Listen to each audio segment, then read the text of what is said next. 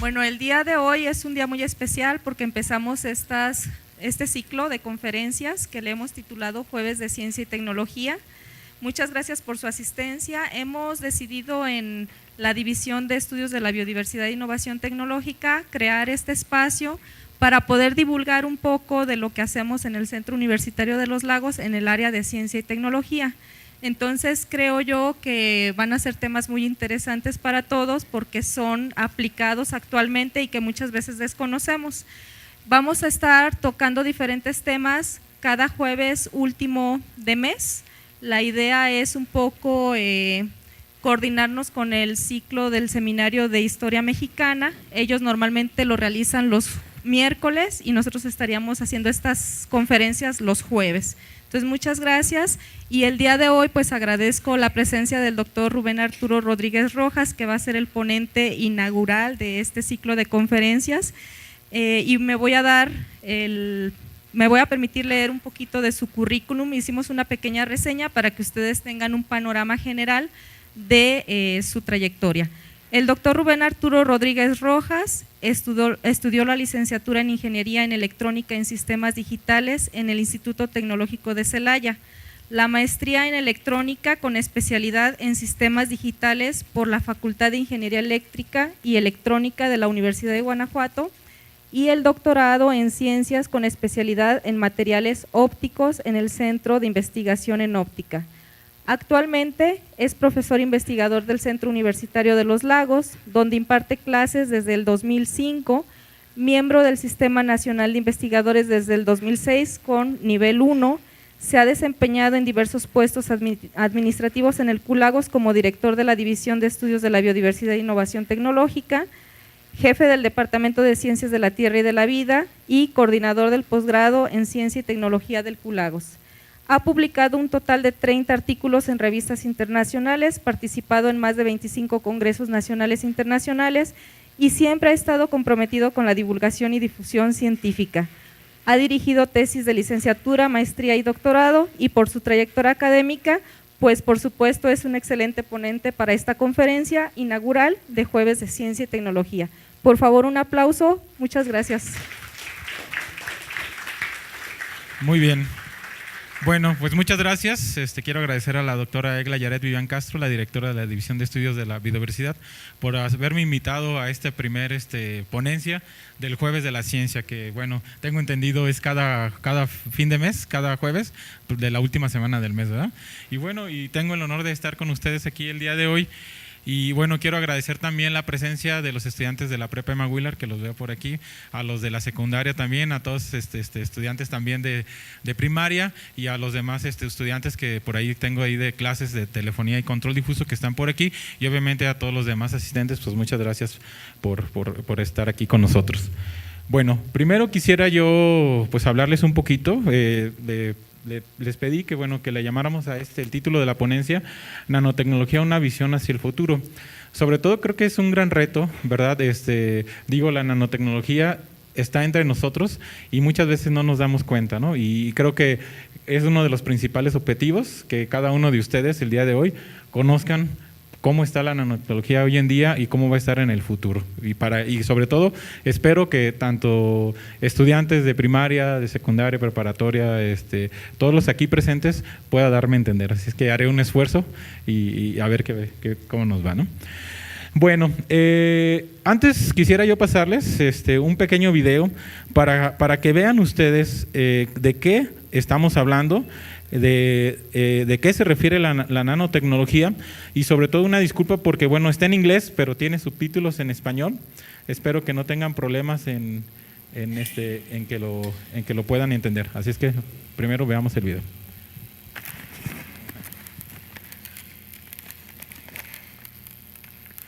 No sé si se escucha.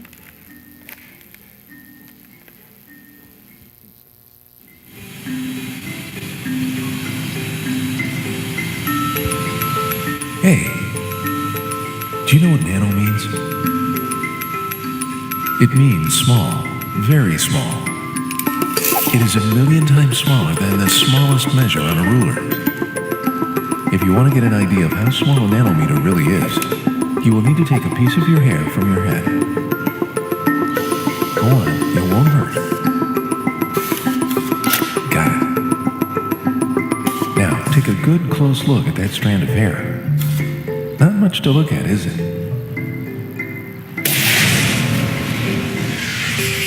If we were to shrink you down, way down, smaller than the smallest thing you can see with the naked eye, you will find that your piece of hair starts looking a lot more interesting. You are now about the size of a red blood cell. Your strand of hair is a massive tree compared to you. Even at this size, you are about 1,000 times too big to be considered nano. To get you down to the nanoscale, we will have to shrink you about 100 nanometers tall. Hey, where are all the lights? You are now smaller than the wavelength of visible light. You are practically invisible. But for the sake of demonstration, I think we should turn on some lights. At this size, the red blood cell is 1,000 times bigger than you are. It is like an enormous stadium. Welcome to the nanoscale. You could probably hold a common cold virus in your hands quite comfortably now. The rhinovirus is about 30 nanometers across and is nearly impossible to see next to the red blood cell. A red blood cell is too big to be considered nano. However, it is made up of all kinds of nanomaterials. If you were to look close enough, you would see that the outer walls of the cell are stabilized by a flexible mesh-like protein skeleton. The bars and connectors that make up this mesh are considered to be part of a nanomaterial. Without these reinforcing nanostructures, the cell would be much more fragile and not nearly as flexible. It wouldn't stand a chance in your body. Everything is made of nanomaterials. Nanomaterials are an arrangement of molecules and atoms that, when combined, create stable building blocks that can be made into larger, more complex materials and structures. Which is pretty much everything, including this little piece of hair. I'll bet you didn't think there was so much going on in such a small amount of space.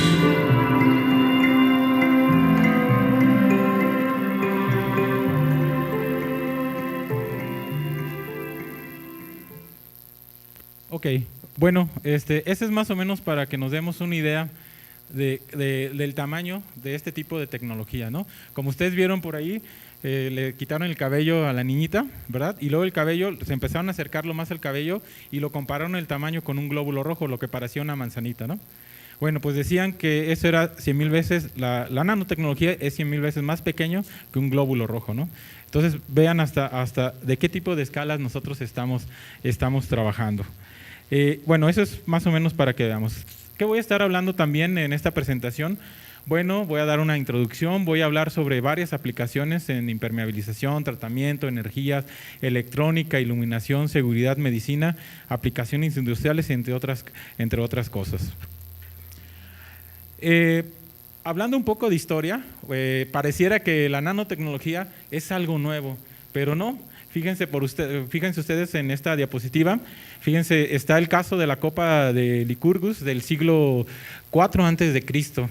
No sé si ven las copas, una se ve como amarilla y otra se ve como roja.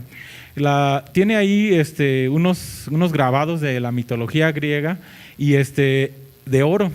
¿Qué fue lo que se dio con el tiempo? Bueno, el oro se fue desgastando y fueron cayendo pequeñas partículas alrededor del cristal. Esas partículas de oro, pues dependiendo del tamaño y con la luz incidente, bueno, pues se ve de diferentes colores. Desde ahí ya existía la nanotecnología. Es decir, los griegos en ese siglo ya estaban utilizando nanotecnología para colorear, por ejemplo, sus copas de vino. Eso fue antes de Cristo, ¿no? Pero veamos, por ejemplo, en 1959, ahí vemos una fotografía de Richard Feynman. Richard Feynman fue premio Nobel de Física y en el año de 1959 en el MIT, en el Instituto Tecnológico de Massachusetts, él dio una plática y su frase célebre de esa plática decía "There is a plenty room at the bottom", es decir, él decía que en el fondo hay espacio de sobra. Eso fue el inicio de la nanotecnología, porque en su plática él decía que en un futuro muy cercano nosotros íbamos a poder llegar a manipular los átomos. Es decir, por ejemplo, como ustedes saben, un lápiz, la punta de un lápiz está hecha de grafito. Si nosotros le cambiamos por ahí los átomos, lo podemos convertir en diamante. Todavía no lo hemos logrado, ¿verdad? Por supuesto. Pero bueno, esa es la visión que Richard Feynman tenía en el año de 1959. Hablando, por ejemplo, de un poco de ciencia ficción, ahí vemos una imagen sobre la película del viaje alucinante en 1966.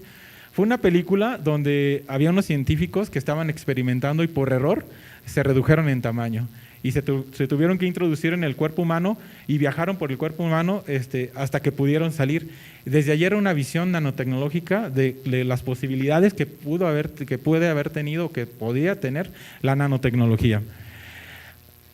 Poco más tarde, por ejemplo, en 1991, estamos viendo un logo, ahí dice IBM, no sé si algunos reconocen esa marca, pero IBM durante muchos años fue la mayor empresa proveedora de cómputo, de computadoras, de PCs. Bueno, científicos crearon un microscopio electrónico. Ese microscopio electrónico tenía la capacidad de mover átomos, ¿no? Y en este caso movieron 35 átomos de xenón y con eso lograron formar el logo de IBM, ¿no? Entonces imagínense la capacidad de la nanotecnología de mover estos átomos y de moverlos a como nosotros queramos, ¿no? Un poco más tarde también, en 2001, hay un récord Guinness de la calculadora más pequeña del mundo. Ahí ven, por ejemplo, el tamaño del pulgar y vean el tamaño de la calculadora. Bueno, fue un récord Guinness y fue inspirado en cuestiones de nanotecnología. Muy bien. ¿Qué pasa con la nanotecnología? ¿Por qué es tan importante la nanotecnología? Bueno,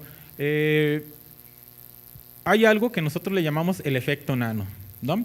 ¿Qué pasa con el efecto nano? Ustedes pueden tener cualquier material, el que ustedes gusten, biológico, químico, electrónico, computacional, lo que ustedes gusten, ¿no? En un tamaño que nosotros lo podemos ver a ojo, ¿no? Que le llamamos nosotros abulto. Si nosotros lo cambiamos y reducimos ese tamaño al tamaño nano, que es el que vimos ahí en la película, ¿verdad? Más pequeño que un glóbulo rojo, todavía mucho más pequeño, es decir, 1.000.000 de veces más pequeño que el grosor de un cabello, por ejemplo. Si nosotros reducimos todos esos materiales a este tamaño, pues entonces, como digo ahí, ¿no? Como dice la frase, el tamaño sí importa. ¿Por qué? Porque ahí está, ven ustedes ahí unos envases y no sé si ven, pero están cambiando de color, ¿verdad? Tienen desde el color azul, va cambiando al verde, amarillo, rojo, naranja, etcétera, etcétera. Bueno, esos son unos coloides que nosotros les llamamos, ¿verdad? Donde el color depende del tamaño de la nanopartícula o del nanomaterial. Es algo que llamamos nosotros puntos cuánticos. Vean, por ejemplo, el tamaño, 3.2 nanómetros. Resulta que la emisión o el color que nosotros podemos ver es azul. Cuando nosotros lo cambiamos a 5 nanómetros, que es tiene emisión roja.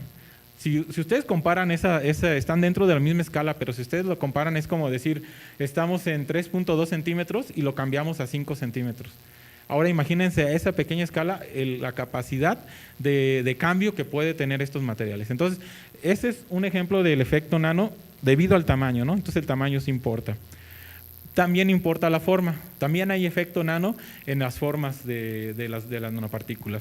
Por ejemplo, aquí tengo imágenes por ahí que saqué de varios experimentos, que hay muchísimos, por supuesto.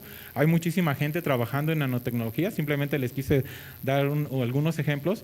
No sé si notan, pero tienen diferentes tamaños. Aquella de allá que parece ser como una especie como de pentágono. Alguna vez le llamaron nanoqueso, el que está allá, a aquel lado de allá, nanoqueso Gruyère.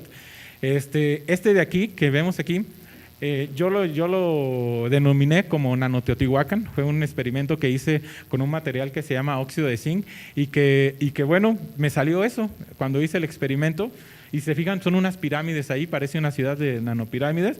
La escala aquí son 3.7 nanómetros, entonces imagínense el tamaño de esa nanociudad. Esta imagen la saqué en Austin, en Texas, en la Universidad de Texas, hace algún tiempo.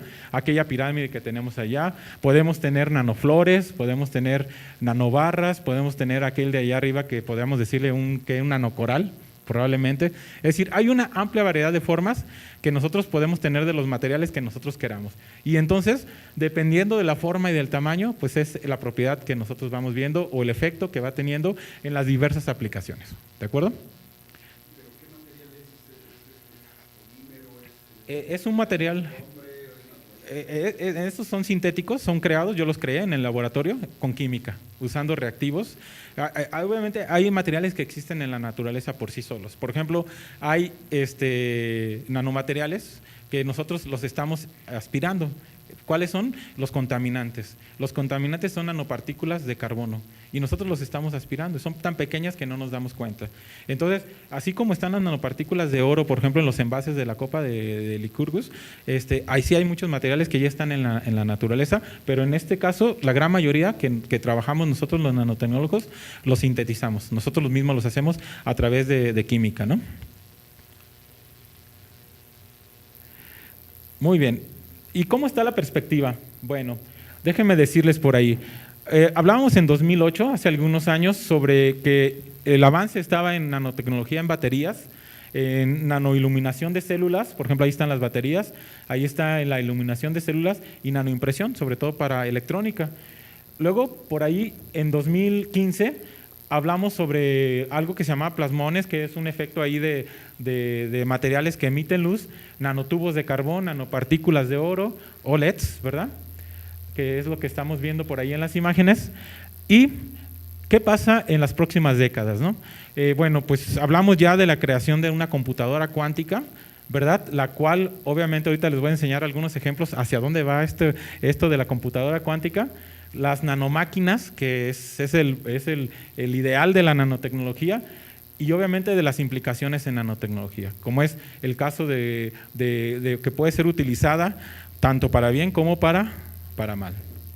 Bueno, como les mencionaba, tiene aplicaciones en todos los campos. Si hablamos de nanoelectrónica o de electrónica con nanotecnología, ustedes conocen o han oído hablar de un microprocesador. El microprocesador, el que ustedes tienen, es en su computadora, en su laptop, en un iPad, en donde ustedes quieren, tienen un microprocesador. Fíjense, el cerebro humano tiene alrededor de 100 billones de neuronas. Espero que los biólogos bioquímicos que estén aquí no estén mintiendo, pero resulta que tienen alrededor de 100 billones de neuronas. Los nuevos procesadores tienen alrededor de 2 billones de transistores. Cada transistor puede emular una neurona. Entonces, estamos acercándonos cada vez más al comportamiento del cerebro humano, ¿no? Esa gráfica que está ya que vemos por aquí en el lado derecho, es una gráfica de cómo va creciendo la capacidad, número de transistores. Por ejemplo, ahí está hasta 2008, y contra el año, contra número de transistores. Ahí están los 2 billones de transistores, ¿no? Pero ¿qué pasa? Cuando nosotros ya empleamos la nanotecnología, como es el caso del nanoprocesador, ahí ven, ahí está un nanoprocesador, está posado en una uña de un dedo. Vean el tamaño. No sé si alguien ha visto o abierto una computadora. Aquel procesador allá pues, está alrededor como de unos 2 centímetros o 3 centímetros por 3 centímetros. Bueno, vean el tamaño de este nanoprocesador, ¿no? Y en su interior obviamente hay muchas cosas, entre ellos transistores. Estos transistores que están en esos procesadores y en los diferentes componentes electrónicos tienen esta forma. Aquí los estudiantes, por ejemplo, de electrónica o mecatrónica no me van a dejar mentir. Estos a ojo los puedes ver, ¿verdad? Son, algunos van desde 1 centímetro hasta medio centímetro, ¿verdad? Pero ¿qué pasa con un nanotransistor? Pues aquí está un nanotransistor, es una foto de Intel que ya utiliza nanotransistores para hacer estos nanoprocesadores. Entonces estamos hablando de alrededor de unos 10-15 nanómetros de tamaño de ese nanotransistor, contra aquellos que miden 1 centímetro, por ejemplo. Y haciendo un poco más de comparaciones, bueno, todo el mundo ha oído hablar de los discos duros o de las memorias USB, ¿verdad? Ya a todos los niños, por ejemplo, les piden en su escuela que guarden ahí sus trabajos en una memoria USB. Bueno, hace tiempo, por ejemplo, en los años 80, trabajamos con un disco duro. Fíjense, un disco duro de 2 gigabytes, que era un dispositivo bastante grande, hacía que las computadoras, el CPU de las computadoras fueran muy, muy pesados y muy, muy grandes.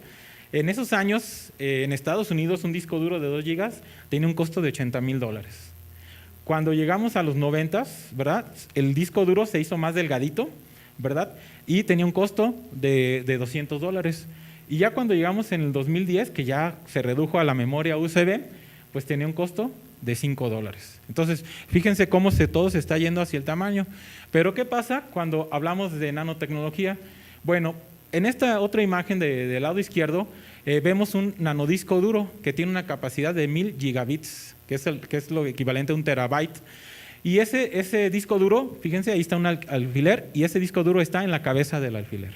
Entonces, imagínense el potencial o lo que se viene en el boom de la tecnología, en electrónica, al tener nanoprocesadores, al tener nanodiscos duros, porque el aumento en la capacidad de almacenaje, de velocidad, etcétera, etcétera, pues ya es importante, ¿no? Exactamente, sí. Hay muchas cosas por ahí, ¿no? Otra aplicación de la nanoelectrónica va sobre todo en las cuestiones comerciales. En esta imagen les estoy mostrando lo que era antes una televisión. ¿Se acuerdan? No sé, los chiquitos no creo que se acuerden, pero muchos de ustedes se acuerdan de esas televisiones que le llamamos de cinescopio. Eran unas televisiones muy pesadas, muy anchas, muy altas, muy anchas, que utilizaban algo que se llamaba un cinescopio. ¿Cómo trabajaba un cinescopio? Pues tenía aquí un emisor, ¿verdad? Un tubo de rayos catódicos que le llamamos, que enviaba electrones. Así como un átomo tiene electrones en sus órbitas, ¿verdad? Es de un material, esos electrones ahora eran enviados por este tubo de rayos catódicos con una cierta velocidad, chocaban con esta pared de la pantalla de la televisión, que tenía un fósforo, un polvo de tamaño muy grande, y entonces emitía luz en los diferentes colores. Digo, ahí está cómo funciona una televisión a color, ¿verdad? Y eso era lo que se tenía antes. Bueno, llegó la nanotecnología y que le da un trancazo a la microtecnología, ¿no? Y entonces, ¿qué fue lo que pasó? Pues llegaron las pantallas planas, ¿verdad? Cada vez más delgadas, y que bueno, que lo que pasa ahí es que ahora cada píxel, ¿verdad? Que como vemos aquí en una pantalla de televisión, tienen ustedes los 3 colores primarios, con 3 píxeles de colores primarios, y estos están hechos por nanopartículas, que son alrededor, por ejemplo, de 34 hasta 64 nanómetros, ¿verdad? Y esas nanopartículas tienen la capacidad de emitir colores en los 3 colores primarios, los colores que nosotros conocemos en la actual, ¿verdad? Y bueno, y de ahí, si nos vamos pues, actualmente, esas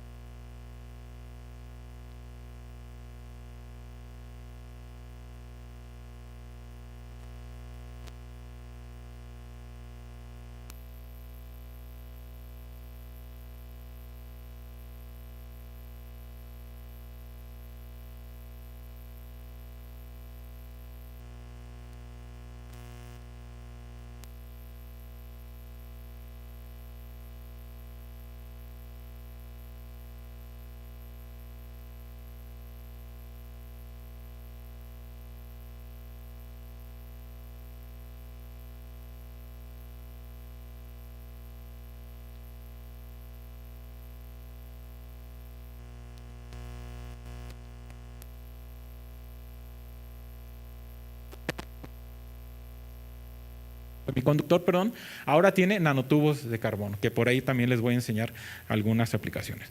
Bueno, quisiera también mostrarles un video referente a estas pantallas, que es que aquí, para que vean de qué estamos hablando con las pantallas flexibles hechas de OLED.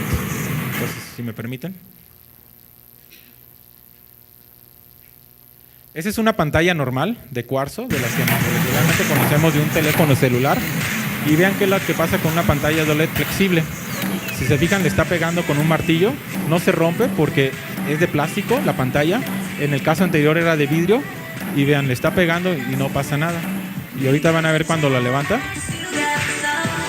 cómo la está doblando, ¿no? Son pantallas flexibles, que es un acetato, donde están estos nanomateriales ahí posados y que bueno, tienen esa electrónica ahí, ¿no? Entonces, si se fijan, no se deforma la imagen, se sigue viendo claramente. ¿Qué ventajas tienen estos? Bueno, de que obviamente al ser más pequeños y al tener esta capacidad, pues el consumo de energía es muy, muy pequeño. Entonces, ya cada vez nos van a estar durando mucho más nuestras pilas de nuestros celulares, las pilas de nuestras computadoras, de nuestras televisiones, cuando ya se apliquen mucho más en forma todo este tipo de pantallas.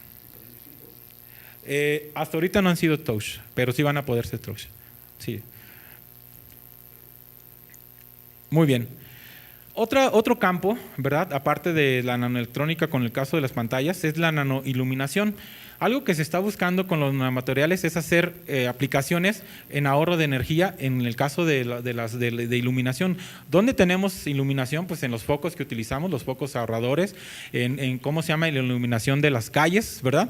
Bueno, pues la idea es hacer materiales que tengan la misma intensidad de luz, ¿verdad? O todavía mayor, pero que el consumo todavía sea mucho menos que al que conocemos actualmente. Aquellos que utilizamos las bombillas, aquellas que después ya CFE nos estaba cambiando por los focos ahorradores, pues ustedes ya tienen focos con focos ahorradores de 100 watts, 60 watts, ¿verdad? Pero el consumo se reduce hasta 10, 15, 20 veces menos el consumo de energía, ¿no? Aquí la idea es que ahora todavía se catapulte todavía eso más y que todavía se reduzca, ¿no?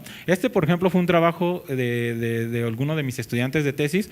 Entonces, la idea de generar una aplicación en iluminación, pues es generar nanopartículas que iluminen o que tengan luz o que emitan luz en diferentes colores. Aquí, por ejemplo, ya vemos el verde, el amarillo, el rojo, podemos tener el azul. Ahí están viendo las formas que tienen estas nanopartículas y podemos hacer cualquier tipo de aplicación. Ahí ven en la parte media del, ¿cómo se llama?, de la diapositiva, ven ahí unos focos, ¿verdad?, que fabricamos ahí con mis estudiantes, que bueno, ¿qué fue lo que utilizamos ahí? Pues dos LEDs normales, azules, ¿verdad? Y utilizamos un tubo de vidrio, le pegamos nanopartículas ahí y le pusimos los LEDs azules y entonces se combinó la luz azul de los LEDs con la emisión, que era una emisión verde de estas nanopartículas y nos dio luz blanca.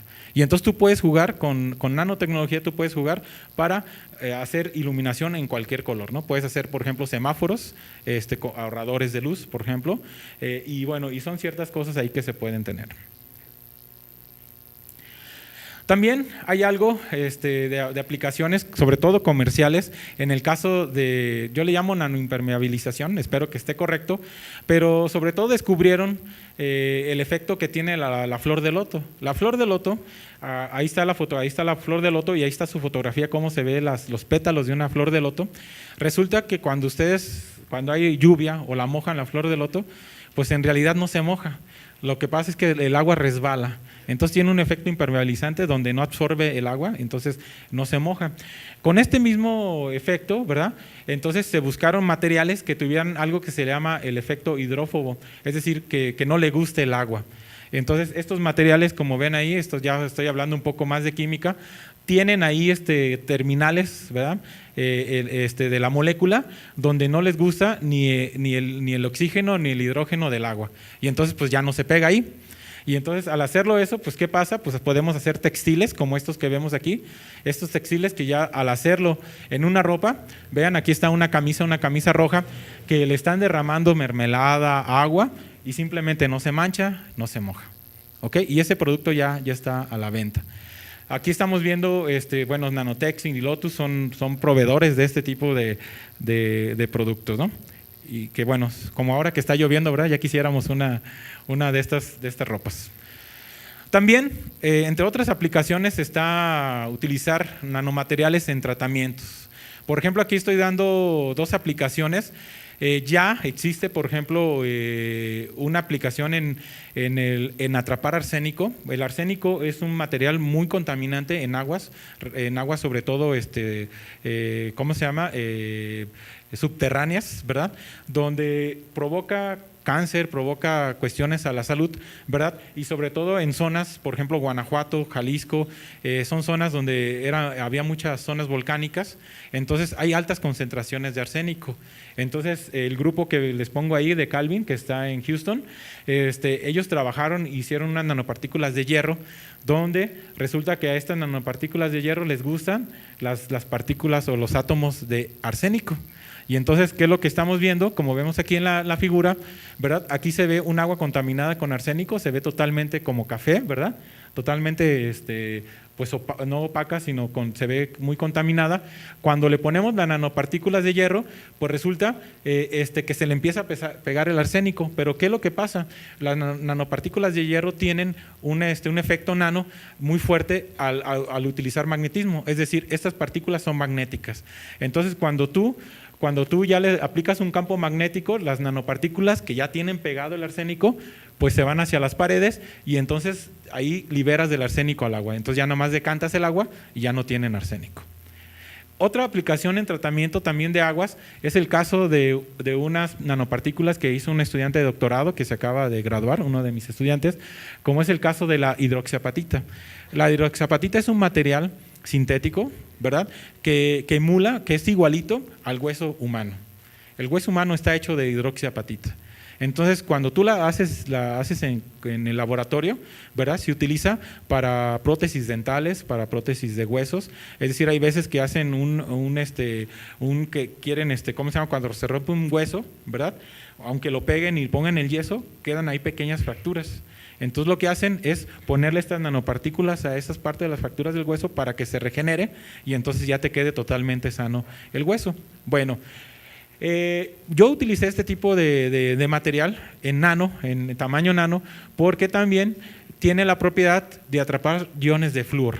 Algo que tiene la región de Lagos de Moreno, ¿verdad?, es que la gran mayoría de sus pozos, ¿verdad?, están contaminados con altas concentraciones de flúor.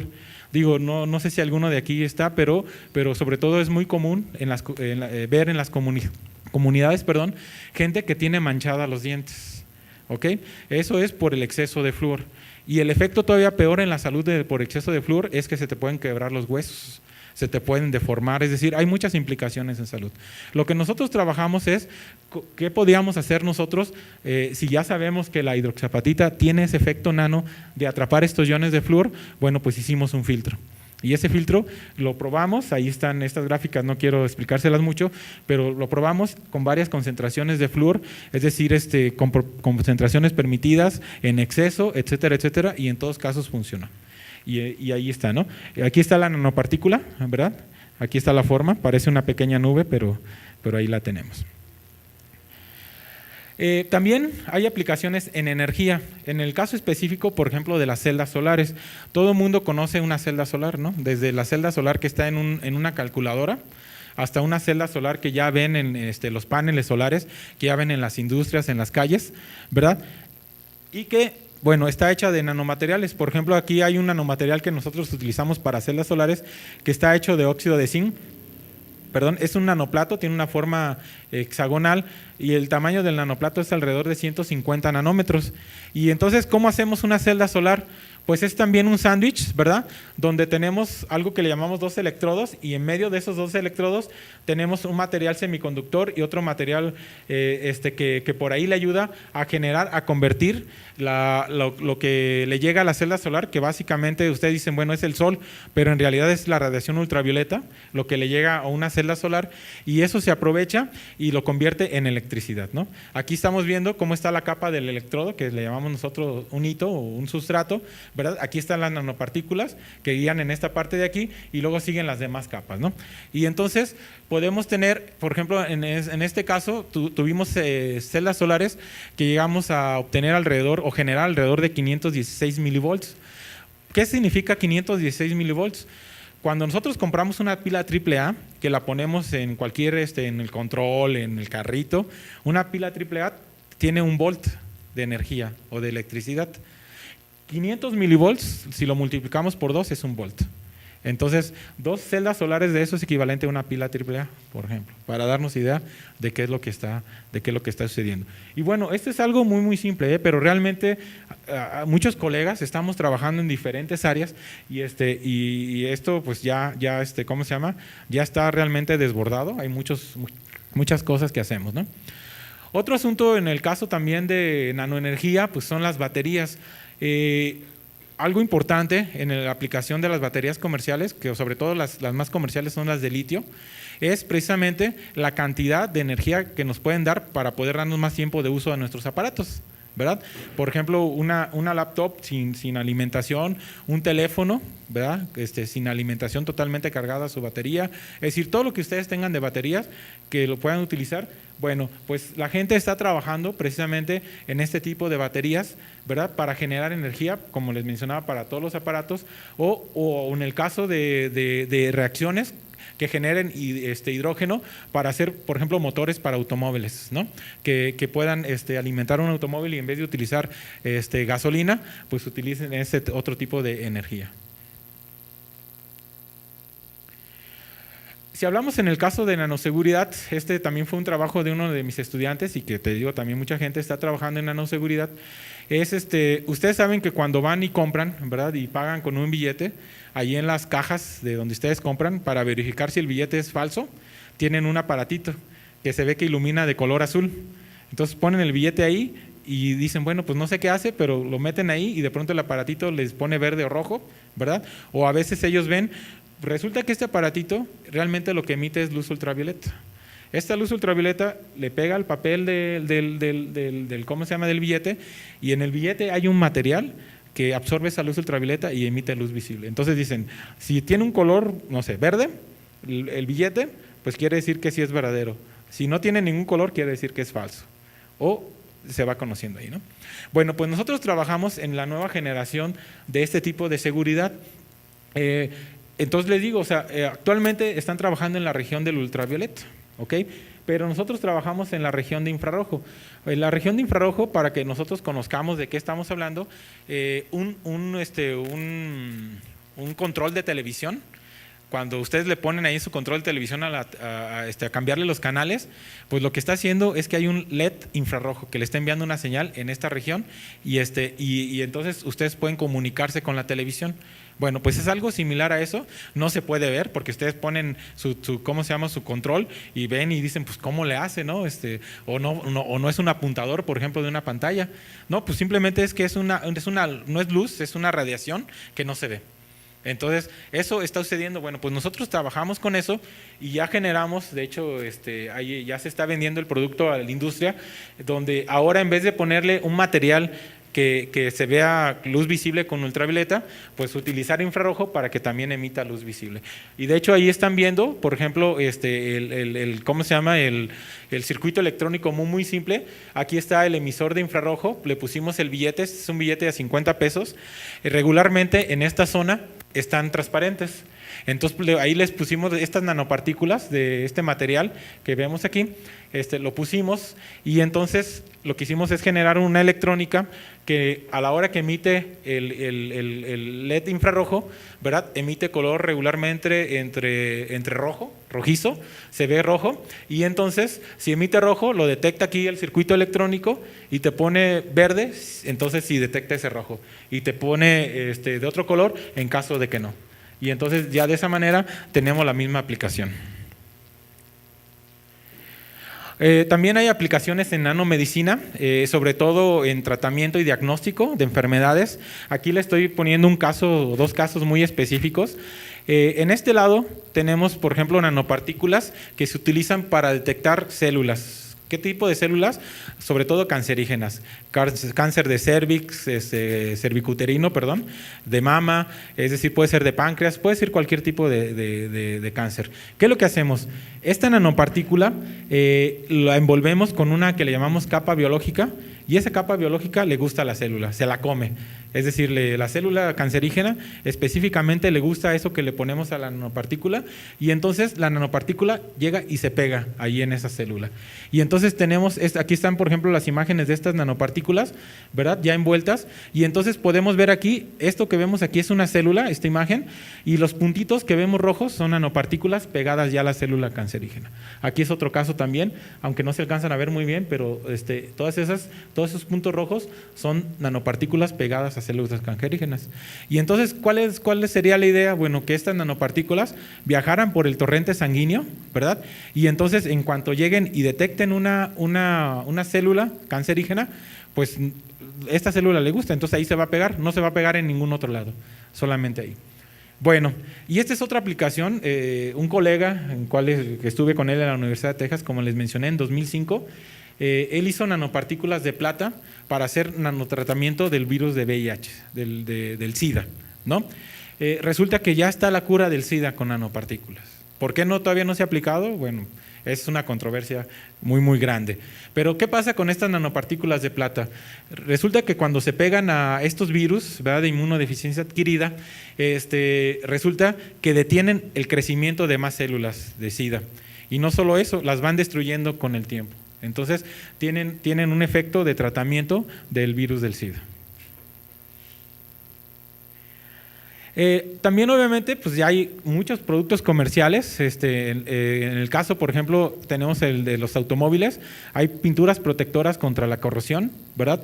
Sobre todo hay partículas que son muy muy duras, ¿verdad? Entonces cuando las aplicas en pinturas pues son muy difíciles de corroer, entonces ya hay pinturas, ¿verdad? Hay ¿cómo se llama? Colorantes, hay tejidos resistentes a las manchas como ya les mencioné, pelotas de tenis o de golf de larga duración, raquetas de tenis más fuertes y ligeras, protectores solares cosméticos, ¿verdad? De hecho, aquí siempre lo he dicho, ¿verdad?, en todas mis pláticas, ¿quiénes conocen más sobre nanotecnología en este momento? Los niños, los jóvenes y las damas de casa. ¿Por qué? Porque los niños ven Spider-Man, ven G.I. Joe, ven Avengers, digo yo también, ¿verdad?, pero creo que ustedes más. Y bueno, y ahí siempre les dicen nanotecnología, nanocosas, nano estos. Y ustedes ven que esas nanocosas hacen muchas cosas extraordinarias, ¿no? Y las mamás, porque resulta que compran lavadoras que tienen nanopartículas de plata. Hay una lavadora Samsung por ahí que tiene nanopartículas de plata y que limpia más eficientemente la ropa, porque la plata tiene un efecto bacterial, ¿no? Bactericida, perdón, que se llama ahí, como es el caso de estos otros productos, ¿no? Tenemos allá, por ejemplo, nanotecnología para crear una memoria MRAM, una memoria RAM. La RAM es la que le da la velocidad a la computadora, ¿verdad? De la empresa Freestyle. Tenemos aquí el caso de una biomédica. Por ejemplo, aquí están, esto que ven aquí que parece una torta, es realmente una bacteria envuelta por nanopartículas, ¿no? Puede ser una bacteria, puede ser un virus, puede ser E. coli, puede ser cualquier cosa que ustedes quieran, pero aquí en este caso de esta bacteria, vean cómo está, como si estuviera empanizada la bacteria. Pues ese empanizamiento, esos puntitos son nanopartículas de bioconjugadas que se llama, que están aquí. Aquí estamos viendo células cancerígenas, ¿verdad?, identificadas mediante que se les llama quantum dots, que son puntos cuánticos, que son partículas todavía más pequeñas de menos de 5 nanómetros. Aquí estamos viendo calentamiento de nanopartículas. Aquí en este caso se utiliza para el tratamiento, le ponen a las células nanopartículas de oro, ¿verdad? Y les ponen, le inciden una radiación, se empiezan a calentar y empiezan a quemar las células, ¿no? Acá de este lado tenemos nanotubos de carbón utilizados para hacer bicicletas, para hacer ¿cómo se llama? Plásticos de automóviles, que obviamente son más ligeros y más resistentes. Eso es lo que tienen los nanotubos de carbón. Aquí tenemos otra aplicación con nanopartículas de plata. Ya hay calcetines para que no le huelan los pies, ¿no? ¿Por qué? Porque tienen nanopartículas, ¿verdad?, que como les digo tienen un efecto bactericida, pues cualquier hongo o cualquier cosa que se nos quiera formar en los pies, pues ¿cómo se llama?, los mata o no los deja crecer, ¿no? De este lado tenemos nanopartículas que se utilizan para medicina, que se les llaman para nanocápsulas para liberación de medicamentos. ¿Qué es lo que pasa? Es una nanopartícula sobre todo orgánica, hecha de ácido poliláctico, entre otros materiales, de un polímero, ¿verdad? Que es como una especie como de huevo. Y en el centro del huevo lo que tiene es el medicamento. Y entonces esta nanocápsula viaja por todo nuestro cuerpo y nosotros decidimos en dónde se tiene que abrir esa nanocápsula y enviar el medicamento. ¿Qué ventajas tenemos con esto? Bueno, pues que nosotros podemos darle la dosis exacta para curarnos, porque siempre pasa de que siempre dicen, esperen 72 horas a que la medicina haga efecto, ¿no? Bueno, pues aquí con esto podríamos a lo mejor acelerar ese proceso y en menor tiempo poder curar la enfermedad. De este lado, por ejemplo, tenemos lentes de contacto. Como ustedes saben, ya vimos nanopartículas, como las queremos hacer, y podemos tener ojos de cualquier color, ¿verdad? Con las nanopartículas ahí. Muy bien. Ok, bueno, pues ya les hablé todo lo que hay, todo, no sé cómo vamos de tiempo. ¿Vamos bien? ¿Ya casi? Bueno, ya casi voy a terminar también. Bueno, parte de la plática del título era visión a futuro. Todo eso que les di es lo que ya existe, ¿no? Vamos a ver cuál es la visión a futuro. Bueno, la visión a futuro son los nanobots o nanorobots. De hecho, el origen de la nanotecnología fue ese, crear nanorobots. ¿Por qué? Bueno, imagínense, aquí estamos viendo un nanorobot, ¿verdad? Que trae un medicamento que lo lleva por el torrente sanguíneo. Aquí ven que son los glóbulos rojos de nuestra célula. Aquí hay los virus, ¿verdad? Que están viajando. Y entonces, este medicamento puede atacar solamente a los virus o incluso lo puede atrapar con estas pinzas.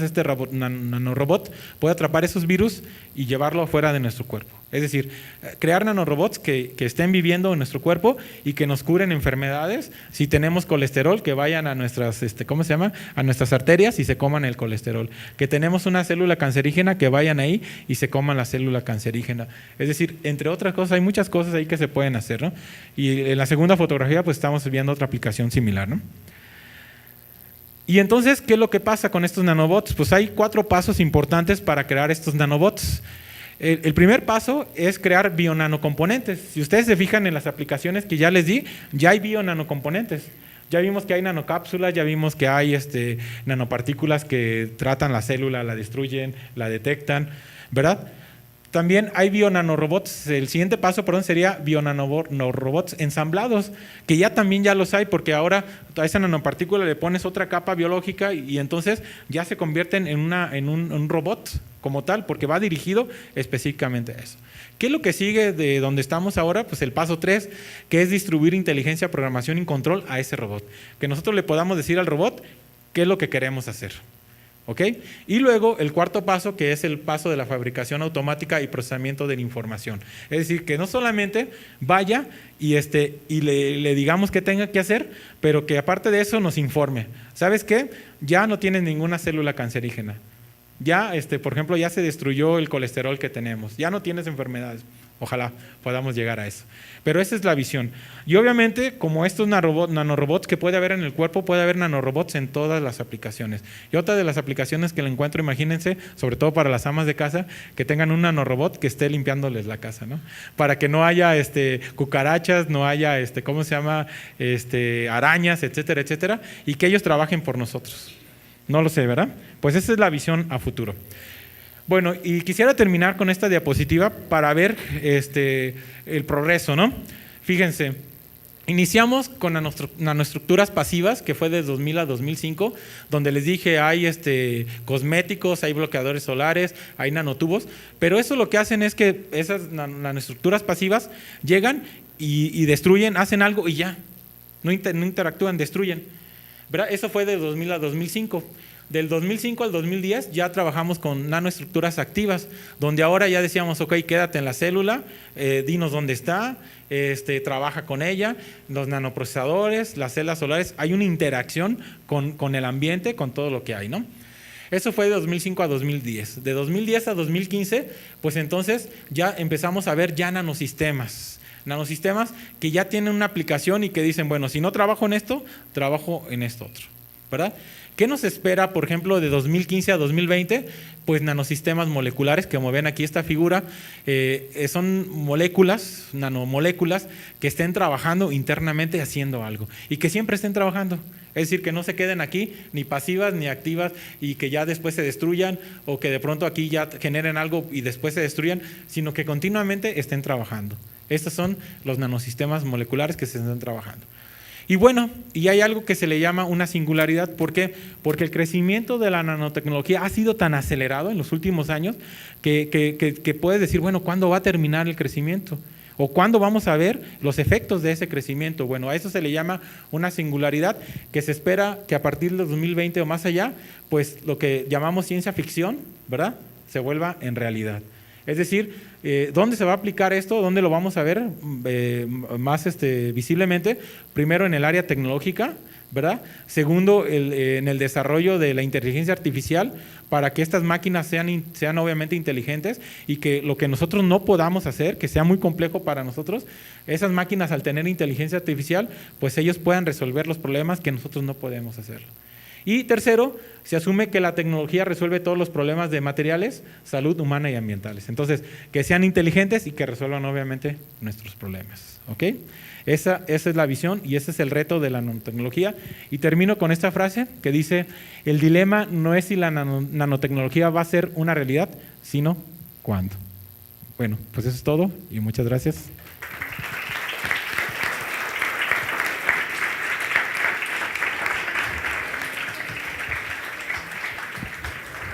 No sé si alguien tuviera alguna pregunta, si levantara la mano para llevarles el micrófono. Oscar, allá atrás, por favor. Buenas tardes. Buenas tardes. Bueno, tengo varias dudas. Una habla de todo lo bueno, pero de las desventajas, ¿no? En caso de haberlas, ¿cuál es? La ropa que dice que es impermeable, bueno, entonces no se ensucia, o cómo se lava, porque bueno, si no tiene agua, ¿cómo? Claro, claro. La otra, si hay algunas, algo que los regule, algo que los rija, normas que tengan que llevar ustedes. Y bueno, pues sí. Sería eso. Sería eso. Pues son excelentes preguntas. Bueno, son las implicaciones de la nanotecnología, ¿no? Primero, así como puede haber aplicaciones buenas, puede haber aplicaciones malas, por supuesto, ¿verdad? Sobre todo quienes están más preocupados con este tipo de implicaciones, los europeos. Hay muchas iniciativas europeas que tratan de revisar, sobre todo, por ejemplo, incluso nosotros que trabajamos en el laboratorio. Cuando nosotros trabajamos en un laboratorio y hacemos química y hacemos las nanopartículas, si no las vemos, pues ¿cómo sabemos que las estamos controlando? Por ejemplo, es decir, mis estudiantes que trabajan conmigo hacen las nanopartículas y son unos polvitos y los ven ahí, pero muchas veces dices, pues ¿dónde están los demás? ¿No hay residuos? ¿Dónde está? ¿No están volando por el aire? Bueno, nosotros trabajamos con partículas que no tienen efectos en nuestra salud, al menos así, pero la gente se preocupa por eso. Otros se preocupan porque hay aplicaciones de nanopartículas, sobre todo las de entrega de medicamentos, que lo que quieren hacer o lo que se hace es que entren por los poros de la piel. Como son mucho más pequeños que un poro de una piel, pues quieren que entren. Y entonces estimulan el poro de la piel, hacen que se abra tantito, entra la nanopartícula y empieza a circular por nuestro cuerpo. ¿Por qué si pueden poner un medicamento, por qué no pueden poner un virus? Que es lo que estaban diciendo. Entonces, todo eso sí está la gente preocupada, ¿verdad? Hasta el momento yo he ido a reuniones de nanotecnología en diferentes congresos, regularmente hablamos sobre las aplicaciones, ¿cómo se llama? No platicamos en las implicaciones porque de alguna manera hay una ética entre nosotros, interna, donde decimos nosotros lo que queremos es mejorar nuestro mundo, no destruirlo, como académicos. Entonces, eso no lo podemos hacer. No sabemos si hay otro científico, ¿verdad?, que vaya o que esté con el gobierno, con el ejército, por ejemplo, y que haga cuestión. La verdad no lo sabemos. Pero sí es una preocupación. Hay gente que está tratando de regular. En Estados Unidos está la FDA. La FDA es así como la Secretaría de, ¿qué podríamos decir?, de salud o algo así, ¿verdad?, que regula en Estados Unidos precisamente esto, ¿no? Aquí en México, por ejemplo, ya cuando nosotros empezamos a comprar ciertos reactivos, nos están preguntando para qué. Y nos dicen, a ver, este reactivo, pues, ¿para qué lo vas a querer? ¿Es peligroso? ¿Tiene estas implicaciones? Ya nos están regulando también eso. Entonces, sí, la gente sí está preocupada, pero realmente, por ejemplo, yo puedo hacer estas nanopartículas, por ejemplo, en mi casa, en la cocina de mi casa, fácilmente, y no necesito ir a un laboratorio, por ejemplo. Entonces hay gente que puede hacerlo, por supuesto, donde sea. Entonces sí hay un poco de digamos, de implicaciones en eso, ¿verdad? Pero hasta ahorita todo ha ido hacia la tecnología y entonces pues ha sido más benéfico y todavía no ha habido un problema que se ha encontrado. No sé si lo vaya a ver o no, pero esa es la visión que se tiene. La otra pregunta sobre la camisa que no se mancha o la ropa, es, digamos, de alguna manera, va a depender del desgaste, porque obviamente es un material con una fibra, ¿verdad? Si está totalmente nuevo, por supuesto que no vas a necesitar lavarla, pero si hay un desgaste por el roce, etcétera, etcétera, pues va a ir perdiendo poco a poco sus propiedades y entonces ya se va a manchar un poquito, entonces hay que lavarlo un poquito. Entonces, es decir, es dependiendo del tiempo de uso, como cualquier otra prenda, ¿no? Ese es. Y la tercera era sobre las normas, ¿verdad? Sí, no hay normas, ¿eh? No hay normas. Muy bien, muchas gracias, ¿eh? Sí, a mí me llama la atención la cuestión de la ecología. En poco tiempo hemos acabado prácticamente con nuestros ríos y una de las cosas que cuando hacen estudios de la contaminación sale mucho el arsénico que tú mencionabas. ¿Qué hace falta para que nuestros ríos con estas cosas se puedan limpiar un poco, no? Bueno, en el caso del arsénico, la doctora Vicky Colvin de Houston, ella trabajó aquí en Guanajuato, en la capital de Guanajuato. Allí también obviamente hay muy alta concentración y trabajó con la Universidad de Guanajuato y trabajó con el gobierno. No sé si ya tienen un plan piloto, por ejemplo, para hacer una planta tratadora de aguas, por ejemplo. Es decir, que regularmente lo que se hace es que hacen, o sea, por ejemplo, si tenemos aguas subterráneas, lo que hacen es sacar esas aguas subterráneas y hacer una especie como de decaimiento, ¿verdad?, natural, y ahí ponen el material y entonces el agua va cayendo por ahí y ahí se van quedando los contaminantes, por así decirlo. No sé si lo estén haciendo, pero mucho de eso depende de la inversión, obviamente, del gobierno. ¿Qué pasa con nosotros como investigadores? Nosotros como investigadores generamos el conocimiento, generamos el material y decimos, puede ser utilizado para esto y para esto. Incluso podemos ir con el gobierno y le podemos decir, mira, pues el problema que tú tienes por ejemplo, como el caso de Zapatita, el problema del flúor yo te lo puedo resolver y ahí está resuelto. Pero si no hay dinero de por medio, es decir, nosotros no somos comerciantes, somos académicos. Entonces, si no hay dinero, alguien que promueva el proyecto, pues obviamente pues no va a poder ser aplicado. Y es precisamente de las limitantes que hay. ¿Qué es lo que puede suceder y que de pronto pasa? Es que llega un comerciante de otro país, ve la aplicación porque está publicado, ve la aplicación y se lo vende a los gobiernos y los gobiernos sí se lo compran. Eso sucede regularmente. Es decir, son cuestiones ahí muy contradictorias, pero como nosotros, te digo, nuestra principal inspiración es generar conocimiento, generar aplicaciones, pues no tenemos esa capacidad, ya no alcanzamos a hacer la comercialización o la aplicación como tal. Esa es nuestra limitante, la verdad sí nos cuesta mucho trabajo, ¿verdad? Muchas gracias. Allá atrás, si pasamos el micrófono.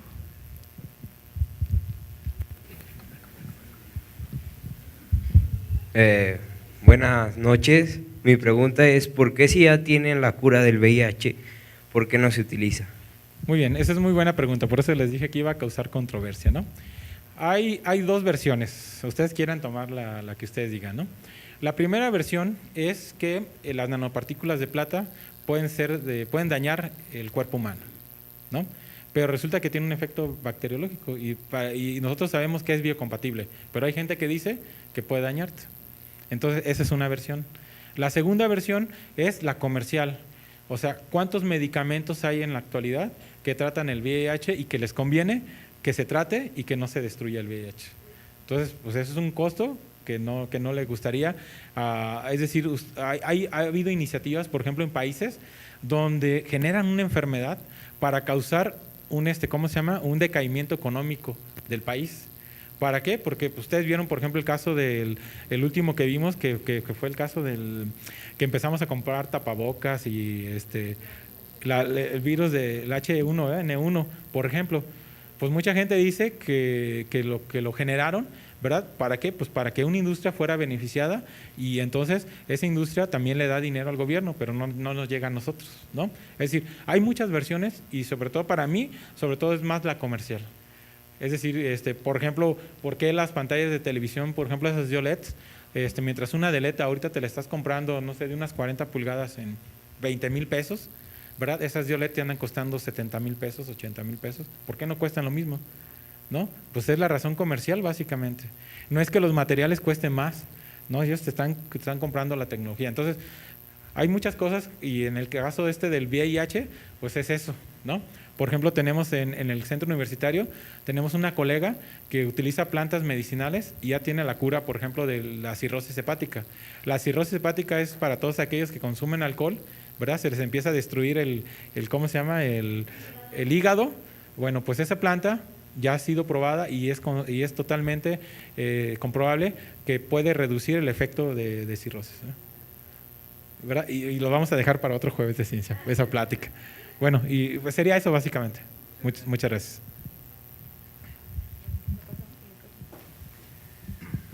En la etapa 4 del proceso de nanotecnología, en los mecanismos de tecnología que era como un tren de engranes en el que realizaba una función, al momento de realizar esta función, como vimos que hay materiales que responden al campo electromagnético, al momento de hacer esa función y que se le aplique otro campo, no va a perjudicar esa función y o siempre va a realizar infinitamente esa función.